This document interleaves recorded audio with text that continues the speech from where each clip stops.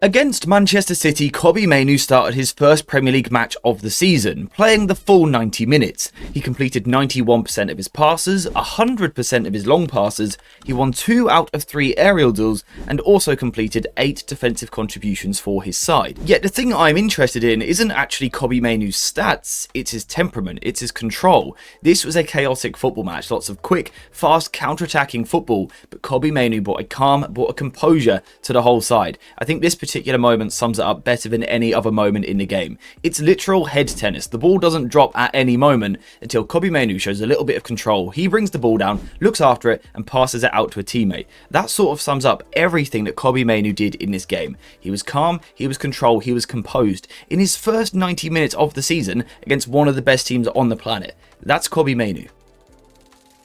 Now, the great thing about this Kobbie Mainoo performance is that he was also willing to scrap. So on the ball, he was calm, he was composed, he was controlled and showed great temperament. But off the ball, he was ready for a fight. And I think Michael Carrick and his coaches deserve a lot of credit. Not forgetting Kobbie to play in that way, he's always been able to do it. We saw it on his debut against Everton a couple of years ago. Kobbie is actually quite a good defensive player. As a manager, you've just got to find the right way to use him.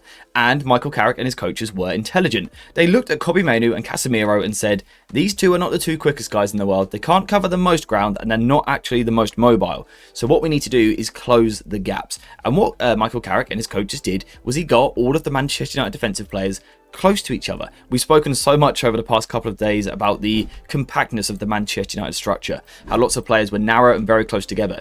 And what this means for the players trying to duel in the middle of the park is that they don't have to run so far. This isn't a case of doing, 90-yard shuttle runs up and down the pitch. It's these short little jumps from one tackle here into the next tackle over here. This suits Kobbie Mainoo and Casemiro much more. Kobbie in particular is actually very good with the way that he approaches defensive duels. He's very good at delaying the opposition before striking and making his tackle. This one on Phil Foden was particularly good to break up a promising move for City. Because Kobbie was in small spaces, as was Casemiro, these players found it so much easier to defend. I think if we look at it on paper, we look at Kobbie, we look at Casemiro, and there have been questions about whether they have the legs to play as a double pivot.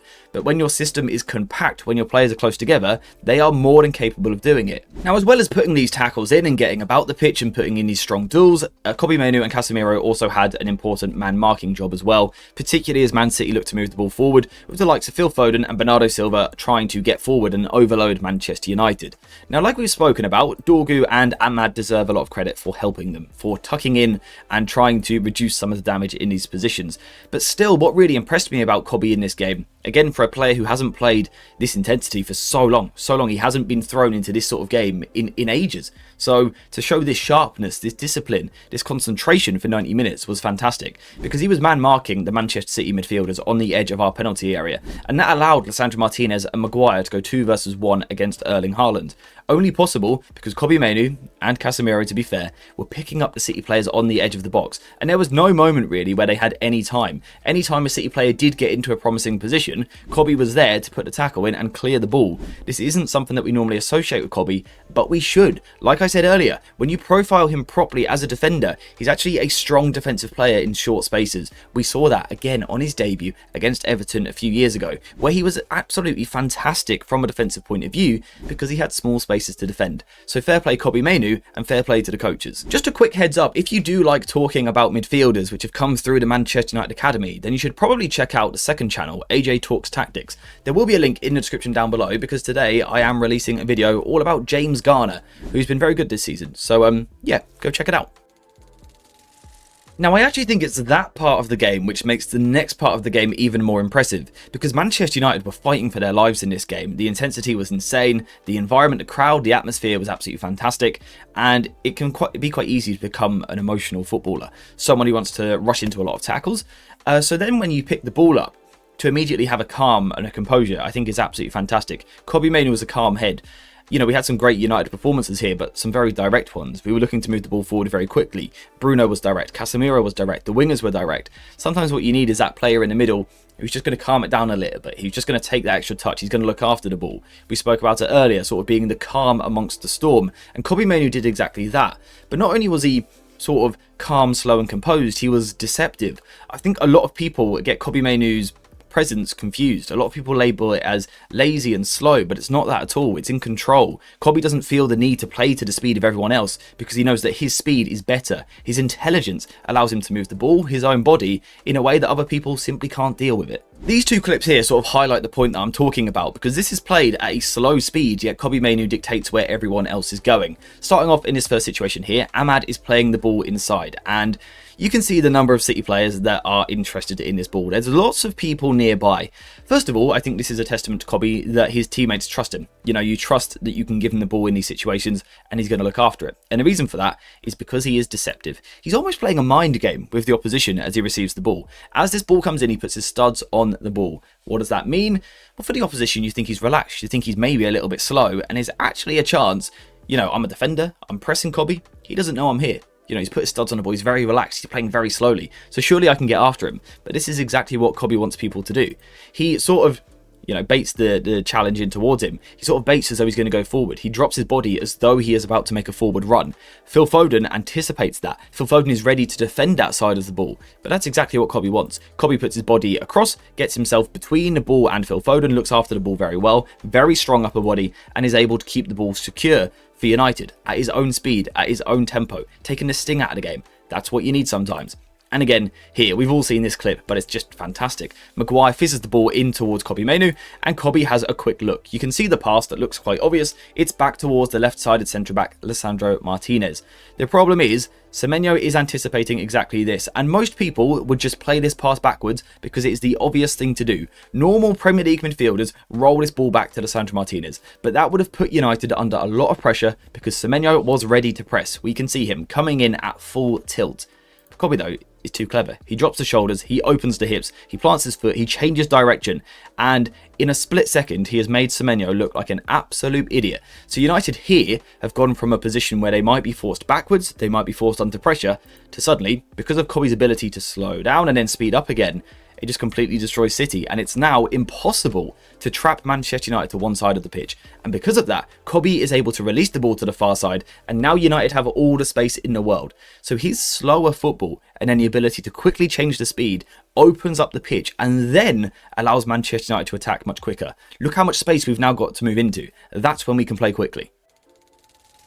This also ties in with how important Kobbie was tactically in this game. We know what Michael Carrick wanted to do. We spoke about it a few days before the game, about how Carrick likes his side to look after the ball, to be very patient in possession, so you need these players that can look after the ball. But Carrick also likes his side to try and overload one side of the pitch. He likes to get lots of players close by to see those Rondo moments, right? A little bit like this, where we're sort of taking the mick out of Manchester City a little bit.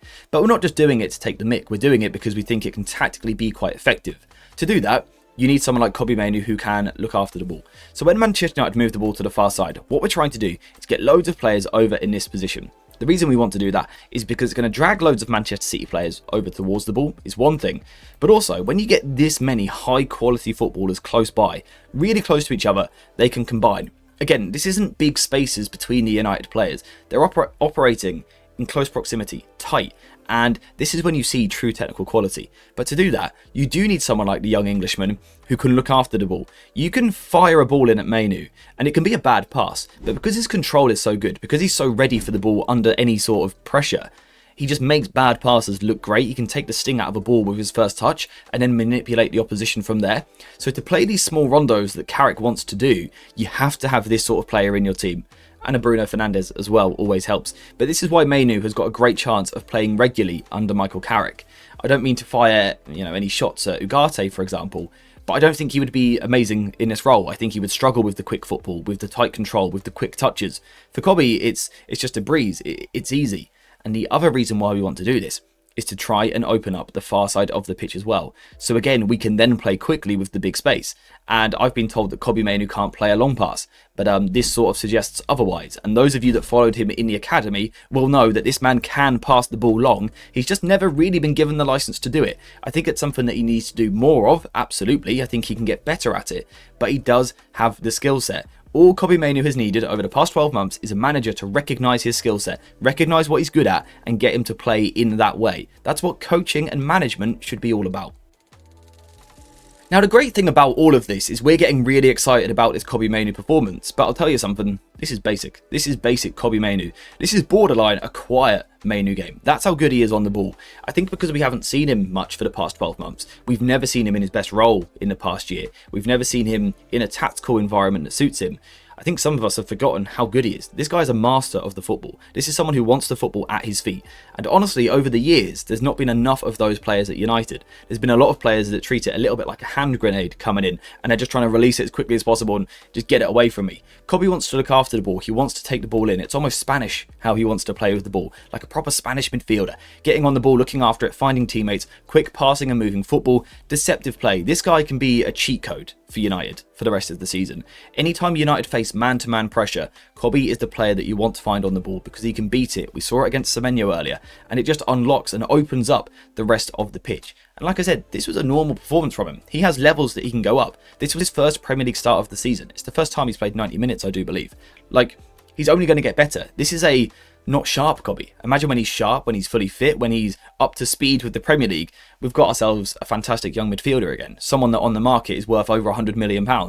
And he's ours, and he should be ours, and that should stay that way for forever, really, at Manchester United. He's so good at football. United need to build around him, find what he's good at, which we can now see, and build the tactical structure around it. That's what good managers do, it's what good coaches do. Carrick did it in this game, not only with Kobbie, but also with Casemiro as well, which is really good to see, which is why I've got this big smile on my face, because I do love this fella. I think he's very good at football, and I was a little bit worried that we were going to lose him. But now, hopefully, that will not be the case, because if he puts in performances like that, which are the bare minimum for him really, then it's exciting times for the future. So yeah, to the future.